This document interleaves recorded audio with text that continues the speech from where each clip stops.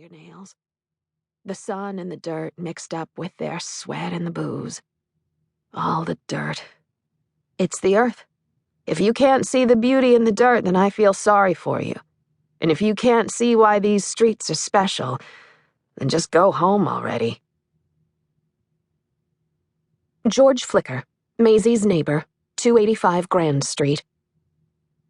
Before she was the queen of the Bowery, walking around in those brilliantly colored dresses, with her floppy felt hat and dangling bracelets and walking stick, helping all those homeless men for years and years.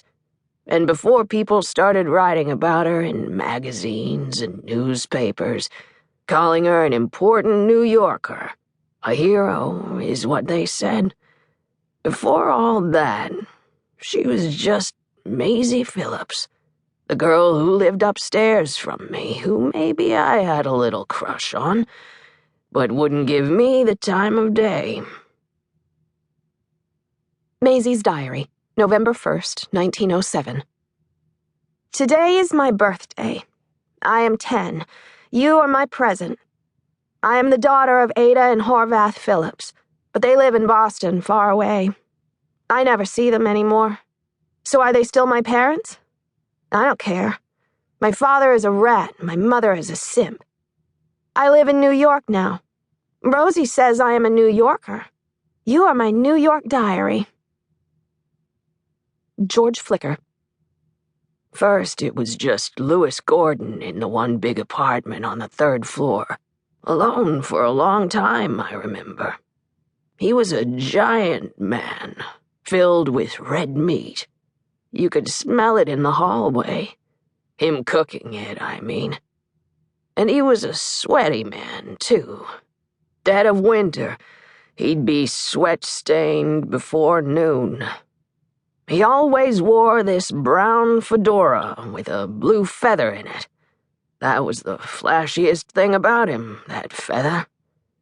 He was not a man who liked to draw attention to himself, but that feather let you know there was a little something going on there. So there was Louis, the big man, all alone, right above us. Now there were 5 of us in our family. My mother, my father, my aunt, my uncle, all crammed into one small room. Plus another uncle, Al, my mother's brother.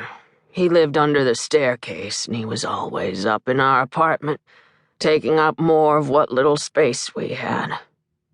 I see your face, but those days we really packed them in there.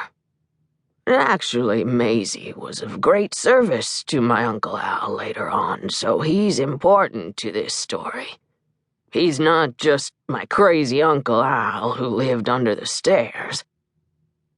Okay, so sometimes there were 6 of us in this one room, but Louis, he had 2 rooms to himself. It's oppressive, living in a small space like that. On the one hand, we were used to it. I never knew anything else but that room. I had been born into it. And we had our small joys. We all had food. No one got sick, no one died.